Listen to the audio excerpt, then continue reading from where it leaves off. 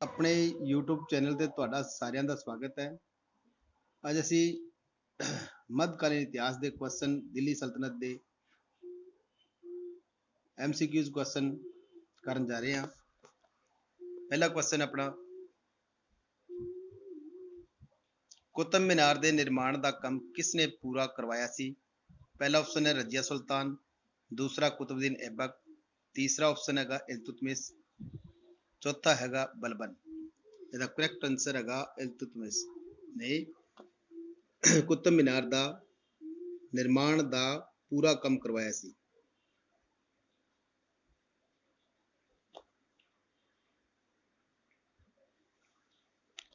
ਰਜ਼ੀਆ ਸੁਲਤਾਨ ਕਿਸ ਦੀ ਪੁੱਤਰੀ ਸੀ?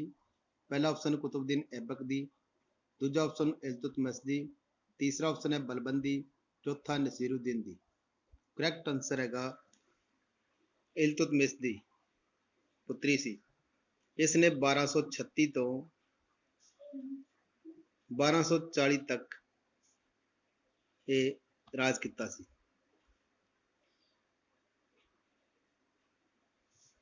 ਕਿਸ ਦੇ ਸ਼ਾਸਨ ਕਾਲ ਵਿੱਚ ਸਭ ਤੋਂ ਜ਼ਿਆਦਾ ਮੰਗੋਲਾਂ ਦੇ ਹਮਲੇ ਹੋਏ ਸਨ? ਪਹਿਲਾ ਆਪਸ਼ਨ ਹੈ ਫਿਰੋਜ਼ਦੀਨ ਤੁਗਲਕ, ਦੂਸਰਾ ਮੁਹੰਮਦ ਬਿਨ ਤੁਗਲਕ, ਤੀਸਰਾ ਆਪਸ਼ਨ ਬਲਬਨ, ਚੌਥਾ ਅਲਾਉਦੀਨ ਖਿਲਜੀ। ਇਹਦਾ ਕਰੈਕਟ ਆਨਸਰ ਹੈਗਾ ਅਲਾਉਦੀਨ ਖਿਲਜੀ ਦੇ ਸਮੇਂ ਮੰਗੋਲਾਂ ਦੇ ਜ਼ਿਆਦਾ ਹਮਲੇ ਹੋਏ ਸਨ।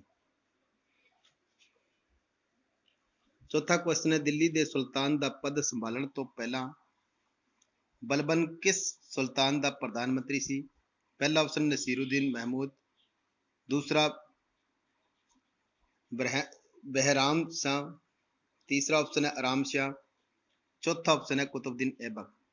ਇਹਦਾ ਕਰੈਕਟ ਆਨਸਰ ਹੈਗਾ ਨਸੀਰੁਦੀਨ ਮਹਿਮੂਦ ਦਾ ਉਹ ਪਹਿਲਾਂ ਪ੍ਰਧਾਨ ਮੰਤਰੀ ਸੀ। ਬਾਜ਼ਾਰ ਨਿਯੰਤਰਣ ਪ੍ਰਣਾਲੀ ਕਿਸ ਨੇ ਆਰੰਭ ਕੀਤੀ ਸੀ? ਪਹਿਲਾ ਆਪਸ਼ਨ ਸ਼ਾਹਜਹਾਂ ਨੇ, ਦੂਸਰਾ ਬਲਬਨ, ਤੀਸਰਾ ਇਲਤੁਤਮਿਸ, ਚੌਥਾ ਅਲਾਉਦੀਨ ਖਿਲਜੀ। ਇਹਦਾ ਕਰੈਕਟ ਆਨਸਰ ਹੈਗਾ ਅਲਾਉਦੀਨ ਖਿਲਜੀ ਨੇ ਹੀ ਬਾਜ਼ਾਰ ਨਿਯੰਤਰਣ ਪ੍ਰਣਾਲੀ ਆਰੰਭ ਕੀਤੀ ਸੀ।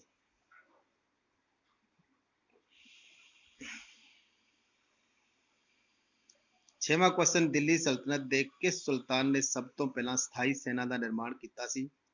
ਪਹਿਲਾ ਆਪਸ਼ਨ ਹੈ ਅਲਾਉਦੀਨ ਖਿਲਜੀ, ਦੂਸਰਾ ਬਲਬਨ, ਤੀਸਰਾ ਇਲਤੁਤਮਿਸ, ਚੌਥਾ ਮੁਹੰਮਦ ਬਿਨ ਤੁਗਲਕ। ਇਹਦਾ ਕਰੈਕਟ ਆਨਸਰ ਹੈਗਾ ਅਲਾਉਦੀਨ ਖਿਲਜੀ ਨੇ ਹੀ ਸਥਾਈ ਸੈਨਾ ਦਾ ਨਿਰਮਾਣ ਕੀਤਾ ਤੇ ਸੈਨਿਕਾਂ ਨੂੰ ਨਗਦ ਵੇਤਨ ਵੀ ਪ੍ਰਥਾ ਵੀ ਇਸ ਨੇ ਚਲਾਈ ਸੀ। ਨਗਦ ਵੇਤਨ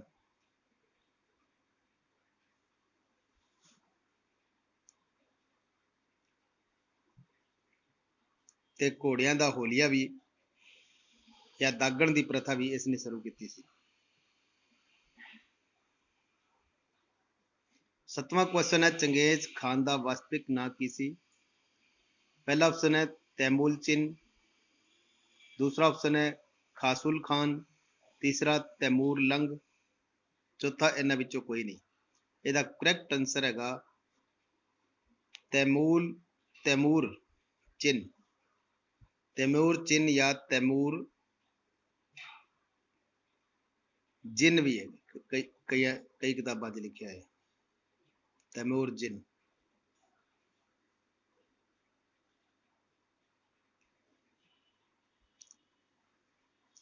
ਇਸ ਦੇ ਹਮਲੇ ਸਮੇਂ ਇਲਤੁਤਮਸ ਦਾ ਰਾਜ ਸੀ।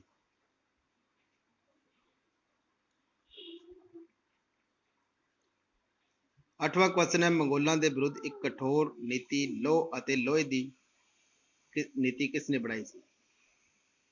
ਪਹਿਲਾ ਆਪਸ਼ਨ ਇਲਤੁਤਮਸ, ਦੂਸਰਾ ਜਲਾਲੁਦੀਨ ਖਿਲਜੀ, ਤੀਸਰਾ ਬਲਬਨ, ਚੌਥਾ ਉਪਰੋਕਤ ਸਾਰੇ। ਇਹ ਕਠੋਰ ਨੀਤੀ ਸੀ ਮੰਗੋਲਾਂ ਦੇ ਵਿਰੁੱਧ ਲੋਹ ਅਤੇ ਲੋਹੇ ਦੀ ਨੀਤੀ ਸੀ, ਇਹ ਬਲਬਨ ਨੇ ਬਣਾਈ ਸੀ। ਅਮੀਰ ਖੁਸਰੋ ਦਾ ਜਨਮ ਕਿੱਥੇ ਹੋਇਆ ਸੀ? ਪਹਿਲਾ ਆਪਸ਼ਨ ਦਿੱਲੀ, ਦੂਸਰਾ ਫੈਜ਼ਾਬਾਦ, ਤੀਸਰਾ ਪਟਿਆਲੀ, ਚੌਥਾ ਲਾਹੌਰ। ਇਹਦਾ ਕਰੈਕਟ ਆਨਸਰ ਹੈਗਾ ਪਟਿਆਲੀ। ਪਟਿਆਲੀ ਕਿੱਥੇ ਹੈ ਜੀ? ਇਹ ਪੱਛਮੀ ਉੱਤਰ ਪ੍ਰਦੇਸ਼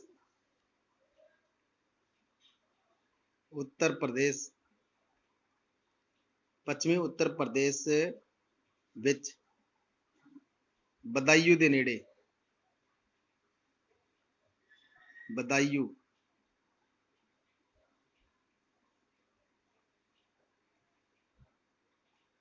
बदायूं दे नेड़े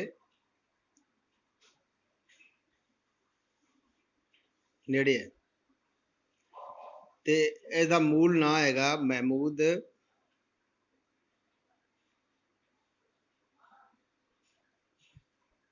मूल नाम हैगा ਇਹਦਾ अमीर खुसरो दा महमूद हसन।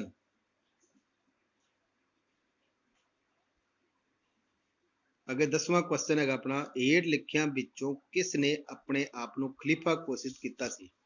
पहला ऑप्शन इल्तुतमिश, दूसरा महमूद गजनवी, तीसरा मुबारक शाह खिलजी, चौथा अलाउद्दीन खिलजी।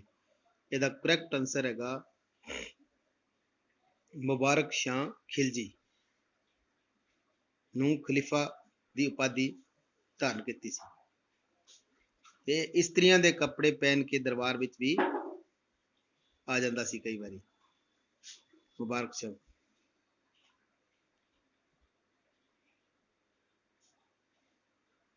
11ਵਾਂ क्वेश्चन, लाख बख्श ਦੇ ਨਾਂ ਨਾਲ ਕਿਹੜਾ ਭਾਰਤੀ ਸ਼ਾਸਕ ਨੂੰ ਜਾਣਿਆ ਜਾਂਦਾ ਹੈ?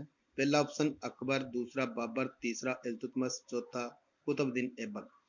ਇਹਦਾ ਕਰੈਕਟ ਆਨਸਰ ਹੈਗਾ ਕੁਤੁਬੁद्दीन ऐबक ਨੂੰ ਹੀ लाख बख्श किया जाता है।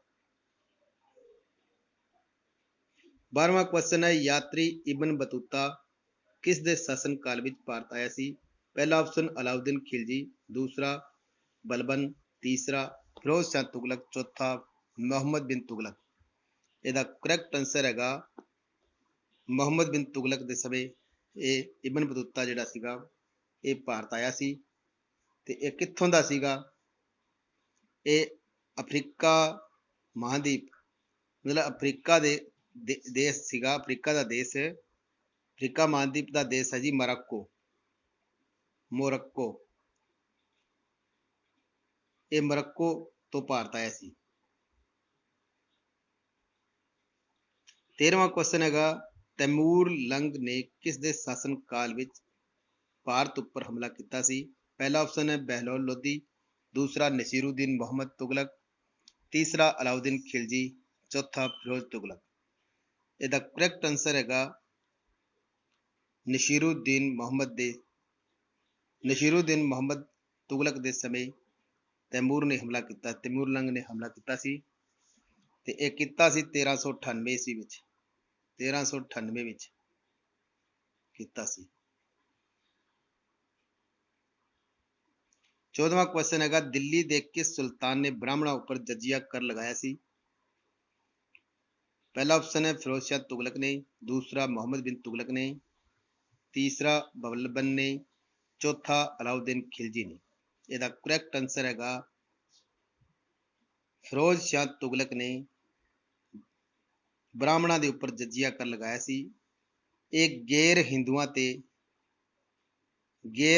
ਤੇ ਜਜੀਆ ਕਰ ਲਗਾਇਆ ਜਾਂਦਾ ਸੀ।